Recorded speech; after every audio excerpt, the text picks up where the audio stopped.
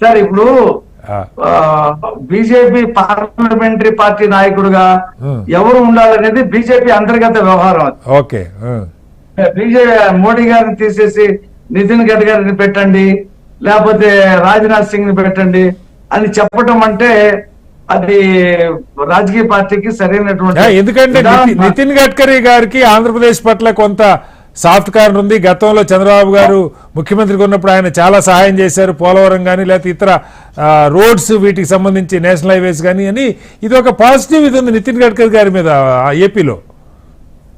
ఇప్పుడు నితిన్ గడ్కరీ గారు భారతీయ జనతా పార్టీ అధ్యక్షుడిగా పనిచేశాడు, కేంద్ర మంత్రిగా పలు శాఖలు నిర్వహించాడు. ప్రతి శాఖలో కూడా ఆయన తనదైన శైలిలో ముద్ర వేశాడు. ఆయన ఓకే, ఈ శాఖలో పనిచేస్తే ఇది బాగా చేశాడనేటువంటి పేరు తెచ్చుకున్నాడు. అది ఎవరు నిర్ణయించాలి? బీజేపీ అండ్ ఆర్ఎస్ఎస్ ఎవరిని పెట్టాలి? ఇప్పుడు పొట్టాపొట్టిగా వచ్చినటువంటి ప్రభుత్వం కొన్ని బిల్లులు పాస్ చేయడానికి ప్రాబ్లం అవుతుంది. ఇప్పుడు అందరినీ కలుపుకుపోయే నాయకుడుగా మోడీయే ఉంటాడా? మోడీ గారు తన వైఖరిని, గతంలో ఉన్న వైఖరిని మార్చుకుంటాడా? లేకపోతే కొత్త నాయకుడిని పెట్టి మరింత బలాన్ని విస్తరించుకోవడానికి ఎంపీల బలాలు ఇతర పార్టీలు, చిన్న చిత్క పార్టీలని ఇండియా కూటమి నుంచి ముందుకు లాగడానికి, కానీ ఇండియా కూటమిలో లేనటువంటి పార్టీల్ని ముందుకు లాగటంలో ఎవరు సక్సెస్ అవుతారు, ఎవరు దానికి సమర్థులు అనేది ఆర్ఎస్ఎస్ నిర్ణయిస్తుంది.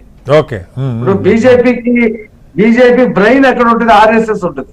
ఆర్ఎస్ఎస్ డిసైడ్ చేస్తేనే ఇక్కడ సార్. ఇప్పుడు మోడీ గారు అసలు దేశంలో ఏ నాయకుడికి కనుచూపు మేరలో అందనంత ఎత్తున ఆయన్ని బీజేపీ నాయకత్వం పెట్టింది. ఇప్పుడు ఆయన కాకుండా ఇంకొకరిని బీజేపీలో ముఖ్యమంత్రిగా అసలు ముందు ఆయన అంగీకరిస్తారా? ఎందుకంటే ఆయనకు ఒక కోటరే ఉంది బీజేపీలో, చాలా బీజేపీ మొత్తం అయిందే. ఆయన పెంచుకునే నాయకత్వం, గ్రూప్ చేసుకున్న నాయకత్వం కూడా బోల్డ్ ఉంది. దాన్ని ఎలా అర్థం చేసుకోవాలి?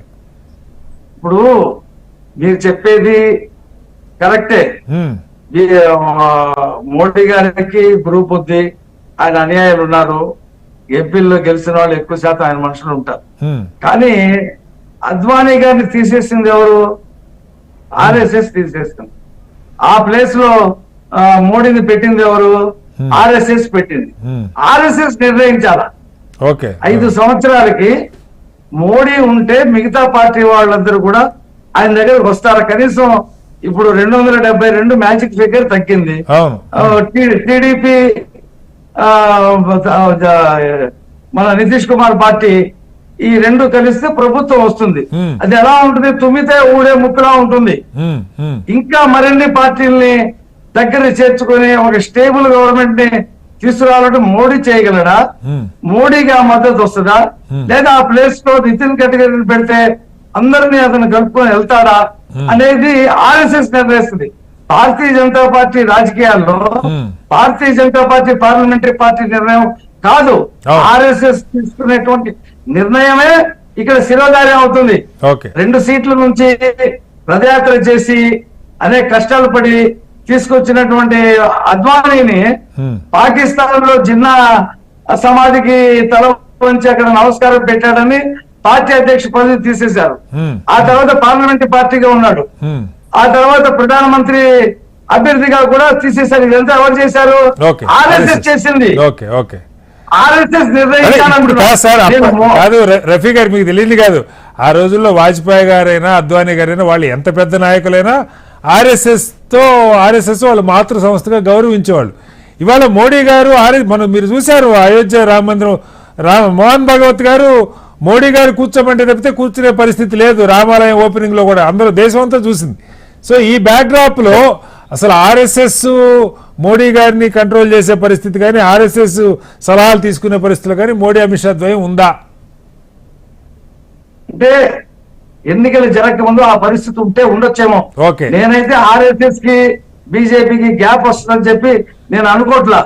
ఎందుకంటే ఆర్ఎస్ఎస్ ప్రతి గ్రామం నుంచి విస్తరించినటువంటి అనేక 15-20 అనుబంధ సంఘాలు పెట్టుకొని దేశవ్యాప్తంగా లక్షలాది మంది వర్కర్స్ తో విస్తరించినటువంటి సంస్థ ఆర్ఎస్ఎస్. అది బ్రెయిన్. అది నిర్ణయించిన దాన్ని మోడీ అమిత్ షా వ్యతిరేకిస్తారంటే నేను అసలు ఒప్పుకోను. రైట్, ఒకసారి శ్రీవర్ధన్ ఏకీపించుకోవట్టు కాదు. అసలు చెప్పండి సార్. అసలు ఒప్పుకోరు. Right. వాళ్ళు నిర్ణయించాలంటున్నాను నేను. సార్ యా టీడీపీ శ్రీవర్ధన్ గారు, నేషనల్ లెవెల్లో డెవలప్మెంట్స్ చూస్తా ఉన్నాం. ఇటువైపు శరద్ పవార్ గారు రంగంలో దిగారు ఇండియా కూటమి నుంచి. నితీష్ గారితో అలాగే చంద్రబాబు గారితో మాట్లాడారని, వాళ్ళిద్దరూ గతంలో మీతో పనిచేశారు, ఇటు మీకు వ్యతిరేకంగా కూడా పనిచేసిన అనుభవం ఉన్నటువంటి చాలా గౌరవం ఉన్న నాయకులు, జాతీయ స్థాయిలో అపోజిషన్లో కూడా చాలా గౌరవం ఉన్న నాయకులు నితీష్ గారు. ఇది అందరూ సమానంగానే గౌరవిస్తారు.